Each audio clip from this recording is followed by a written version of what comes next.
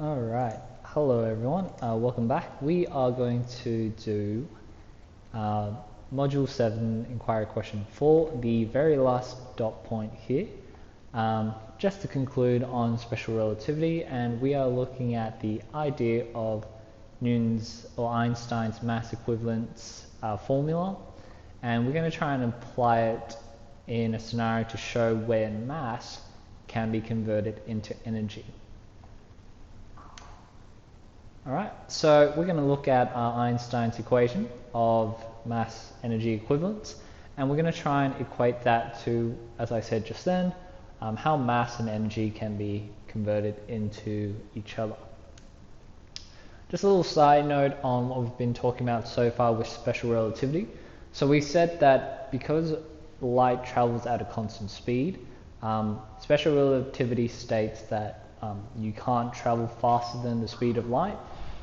And we looked at all the different implications because of that. We looked at how time dilates, length contracts, mass increases, and also how there's relativistic effects for momentum. One that's not discussed in the syllabus is actually kinetic energy. Okay, so if you actually look at what we have here with the kinetic energy, you'll see that we have, or we can show how momentum and kinetic energy are intertwined with each other. Okay, so the formula for kinetic energy is half mv squared. If you move one of the v's or one of the velocities out, you'll get this equation here. Okay, that's representing the same thing. Now, mv, as you would know from the previous lesson, is momentum. So we can actually find a relationship for momentum and kinetic energy. So momentum is actually 2 times the kinetic energy divided by velocity. That's actually how we define momentum. Okay, so we see that. Now, what does that actually mean in terms of kinetic energy? Well, you can actually have a look at this diagram here. Okay, now according to Newtonian physics, okay, simple laws of kinetic energy, we predict that it is going to go up exponentially like so. Now, that's not actually the case that we see when you travel near the speed of light. It actually speeds up, or it goes up to this plateau much faster. Okay, as a matter of fact, the actual equation to show relativistic effects of kinetic energy is given by this here. You can see mc squared, the famous equation by Albert Einstein. It also can be rewritten with the inclusion of the Lorentz factor to do all that as well. So, what is this equation actually telling us? And I also like to remind you, this is not part of the syllabus, but it will give you a nice little context of what we're going to talk about afterwards as well.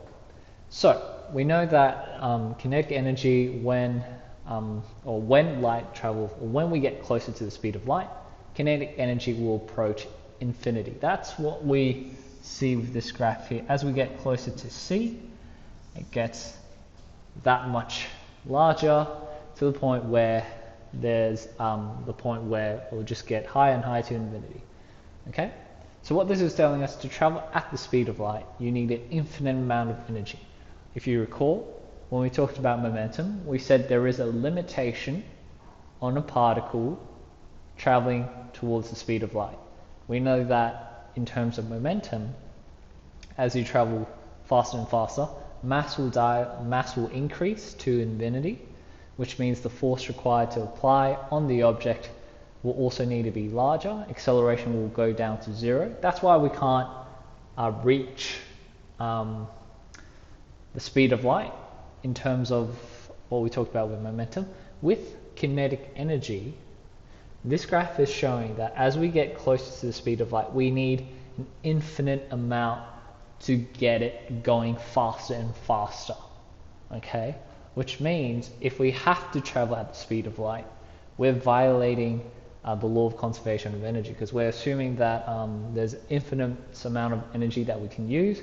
We know that the law of conservation of energy says it's a fixed amount, that is interchangeable, but as you can see here, it doesn't go to infinity. One of the interesting parts is we can actually look at it in terms of really, really small values. We actually find that the reason why we don't see this, obviously, is because a lot of the things we observe in the real world doesn't really take into account, or does take into account, but it's so small that you can't really notice it. Okay, so when the velocity is much smaller than the speed of light, if we actually look at this binomial theorem series, basically the only thing that really applies is the first part of the equation, which is this one here, in terms of kinetic energy. Hence, that's also why we also use it. That's actually how Newton first derived it. This obviously is taking into account if we did travel at the speed of light. Okay? So one of the important parts of this is the formula is showing kinetic energy. Okay? So it's showing us kinetic energy. Now, imagine that we're traveling at a really small velocity, or we can even go lower than that. We can say that we're not moving at all. V is equal to 0. Okay? So this formula here is accounting for the relativistic effects. If we're not moving, okay, it gives us a really interesting thing. So we have this value here, equals mc squared, okay. Now you might be wondering, what does it actually represent? Now we already said that the object is not moving. So the energy we have here, we can call it rest energy. So this formula actually tells us that if an object is not moving, equal mc squared is actually how much energy an object has at rest. Okay?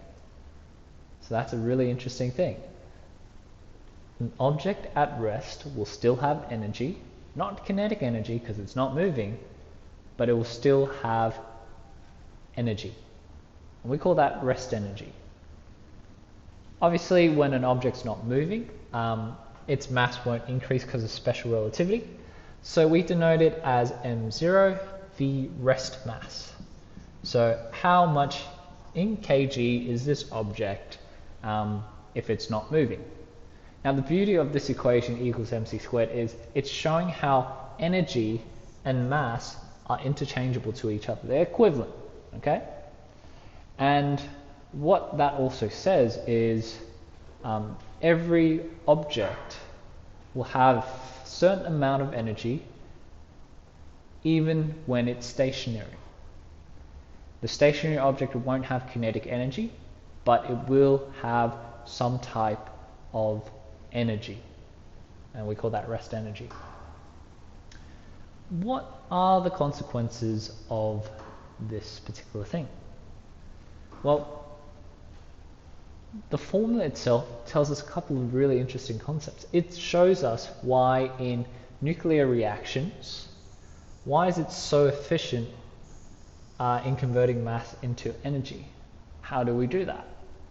Okay, so it tells us, or explains us the reasons why when you're burning, or not burning, but using fuel from nuclear reactors, why is that energy so easily converted between the mass and energy? This formula explains that. It explains also why our stars have such a long lifespan. Explains why the quantity of hydrogen doesn't run out as quickly. It can also give us a little bit of an insight of how did the first particles form at the beginning of the universe.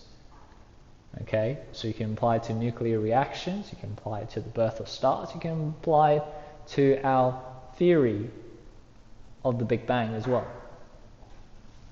So now that we've talked about all that, let's look at where mass energy equivalence comes into play.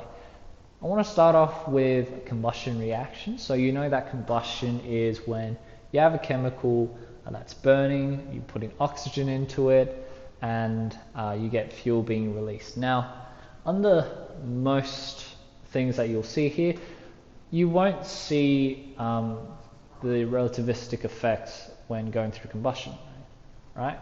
Because it's a very small thing, but if you do the calculations, you'll actually see there is a very minor value to what you see here.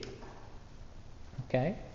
So conventional combustion, like burning coal, a small amount of that coal is converted into energy. And now that's not when like you're burning something and you don't see the same mass in the scale. There's a little bit more to that because the number is actually very small in terms of the changes in mass. So small that your scale probably won't even take that into account in the final measurements. Let's have a look. Let's do a calculation to work out how much mass might be lost when we combust coal. So we have 1 kilogram of coal is burned, and we're trying to work out what is the difference in mass before and after the combustion process. So let's try and break this question down a bit. So the heat of combustion of coal is about 34 megajoules. Now megajoules into joules is 10 to the power 6. Okay? Or you could rewrite it as 3.4 10 to the power 7 joules for every kilogram used. Okay, so that's what we have. Alright, so what I'm going to try and work out is the mass after it's burnt. So I know that I've used up, so using my formula, I know that the energy, the rest energy of this combustion reaction is 3.4 times 10 to the power 7. I'm trying to find the mass change, or the final mass of this reaction. Okay? I know the speed of light, that's just 3 times 10 to the power 8 to the power 2. So I'll just rewrite this equation to move it along.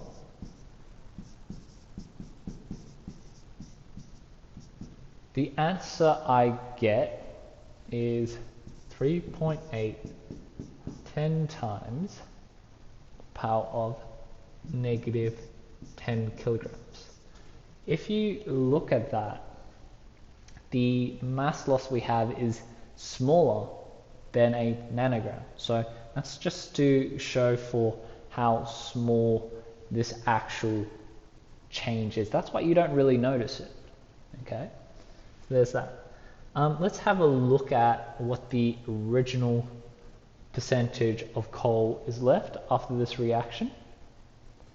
Okay, so let's have a go. So consider a percentage of the original mass of coal. Let's look at how much was actually lost. 3.8 times 10 to the power minus 10. That's in kilograms. We originally had 1 kilogram. Times that by 100 to get a percentage. Plug it into my calculator.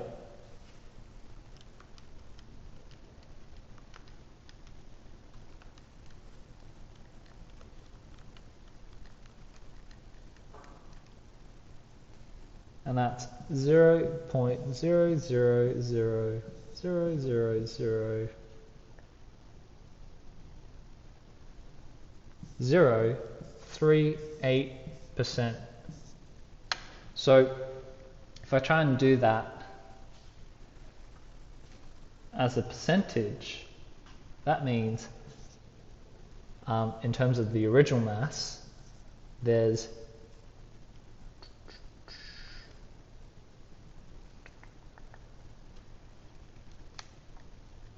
do that again.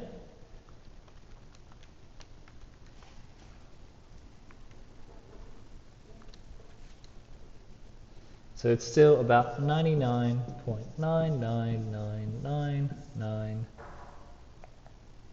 lots of nines here, 96 round off percent. So you can see there's still a lot of coal remaining, so that's why you don't really see these kind of effects usually. Alright, let's also look at the dilemma we talked about. You can't actually make something travel at the speed of light because you need an infinite amount of energy. Let's have a look at the particle accelerators that we have. So these things are designed, these are built-in machines that are designed to accelerate charged particles at really, really high speeds. Okay. Now the Large Hadron Collider, the biggest we have, can take the speed to about 99.9999991%. So very close, but still not quite there. If you have a look as well, this tells us the amount of energy in electron volts. That's a very big number. Okay, 7 times 10 to the power of 12. You can see we're progressively getting larger. Okay, you can see from here to here, we've really just increased it by a really small fraction of an amount of this particular speed, but we need such an enormous amount of energy to get it to that point. That's just to prove and show it's actually really difficult to get at the speed of light or even get close when you're getting very near the value there. So you can approach it, but the energy requirement after that is incredibly high. The next one we're going to talk about is particle-antiparticle interactions. So we'll talk a bit more about particle-antiparticle in Module 8 when we talk about the standard model. Right now we're going to look at a thing called positron and electron annihilation. In Module 8 we'll start talking about the Big Bang theory and how we believe, or our current understanding of how the universe began. One of the things that occurred at the very early point of the universe is a thing called the positron or the particle-antiparticle annihilation. So when the Big Bang occurred, we believe there was a massive amount of energy being released, and you can imagine them as gamma radiation. What we know is that when gamma radiation comes together in this process, remember, gamma rays are just energy or electromagnetic waves. So when they come together, that energy is being converted into the mass of an electron and a positron. A positron is what we call the antiparticle to electron. It has the exact same mass. So same mass, but different charge. One is -1, one is +1. I'm sure you can work out from this diagram which one's which. Okay? And what we know of is after they break apart, when the universe was still very tightly packed together in terms of space, the positron and the electron will recombine and create two gamma rays again. So there's this forming, breaking, forming, breaking. Okay? I was talking here about the standard model. So an electron is known as an elementary particle, meaning to what we understand right now, there are nothing smaller, or the electron can't be broken into anything smaller than what it is already now. An electron is its own particle. It has an antiparticle pair we call the positron. Okay, so there's that. If we're trying to look at where we can see positrons in current day nuclear reactions, that would be in radioactive decay of a proton. From proton we get a neutron and then into a electron. So like so. Okay? So this is the actual reaction of what's happening. If you actually interpret this graph, we're going to look at what all these symbols mean later on. But this top value here, that's the mass number. So that's kind of the prediction of how much mass, relatively speaking, does this thing have. As you would know, because gamma is an electromagnetic radiation, it doesn't have a mass. It also doesn't have a charge number, so it's not charged. You can see that our electron is -1 because it's negatively charged, and you can see our positron is +1 because it's positively charged. You can see also at the end between our two equations that there is no change in the overall net charge. Okay, so here the net charge, what we see is at the net charge, this is 0 net charge, this is also 0 net charge. What we also know is that momentum is conserved. Okay, and we know that the mass is converted into energy. Now, we do know that electrons does have a mass, but in terms of when we're talking about in these kind of equations, we assume it's very small, that it's negligible, but it does have a mass, and part of that mass is converted into the energies of the gamma rays. Okay? Let's actually have a look at how much energy can be generated by a positron and electron annihilation. So let's use the formula here. Now, we know that the mass of an electron, let's just use a value of 9.1 times 10 to the power of -31 kilograms. So we get this value here.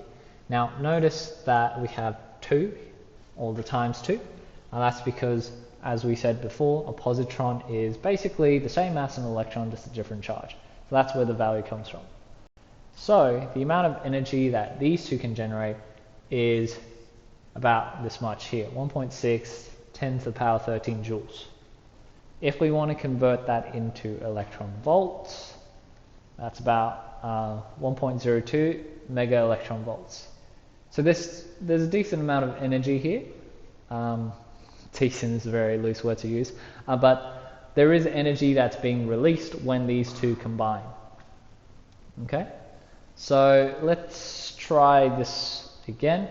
So we already know the energy that's being produced. We showed that just then, and we said that overall it was about 1.638 10 to the minus 31 joules. That's from a previous question where I already had the mass. As you can see in this question, because the mass of the electron and proton or positron isn't given to you, you should consult your data sheet. The actual data sheet value for mass is actually this. So make sure when you're doing this question, you're substituting that number in instead of the number we had before. But just for simplicity of this explanation, I'll continue on with the original number I had. So we're assuming that the mass is totally converted into energy. Okay. What we're trying to work out is what is the wavelength of the gamma rays after this initial sequence. Now, this bit here, we do need to use our Planck's equation. So we know E equals hf. Obviously, from here you can't really find wavelength, but don't forget, velocity of a wave is frequency times wavelength. So we're going to substitute that in, and we're going to find that h is equal to the speed of light over wavelength. Now you might be thinking, why are we using speed of light? Remember, gamma rays are photons, photons are light, light travels at the speed of c. Okay, so that's what we have. Now if I want to find wavelength, obviously need to jumble this equation around, but I'm going to try and substitute all the values in first, and then I'll rearrange. Again, Planck's constant is in your data sheet, so please make sure you use and reference that. Wavelength over speed of light. So to get wavelength, I can move it on to the left hand side here. Okay, like so. Might actually get rid of this, or else it'll confuse where I'm writing. Okay, the energy, divide that back over. So we know it's Planck's constant times speed of light divided by the energy of the gamma ray. That gives us a wavelength of about 2.24 or 42 10 to the power of 12 meters.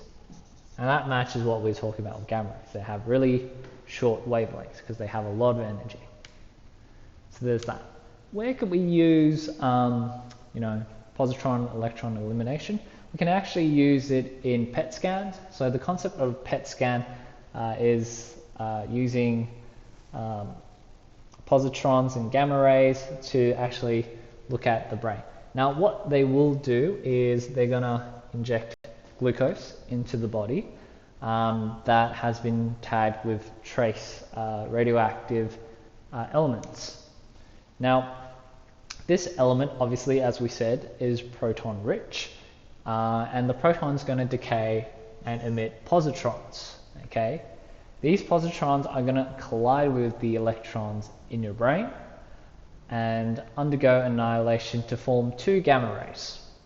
Okay, these gamma rays are the things that are being detected by the detector, and all the different signals that we get, that's converted by the computer into colored images, and that gives us the glucose metabolism levels within your brain. Okay, so just for comparison, that's the kind of brain activity between a person with Alzheimer's and a normal, healthy human brain. Okay, so the last one we're going to talk about here is energy mass equivalence when it comes to the nuclear reactions. I'm going to do a separate video on this one because this one's already getting a bit long, but I'm going to link the next video for this shortly afterwards, so please stay in touch and watch that one as well if you want to do calculations related to nuclear reaction and equals mc squared. So that's to end us for this part. Join me again when we talk about mass energy equivalence for nuclear reactions.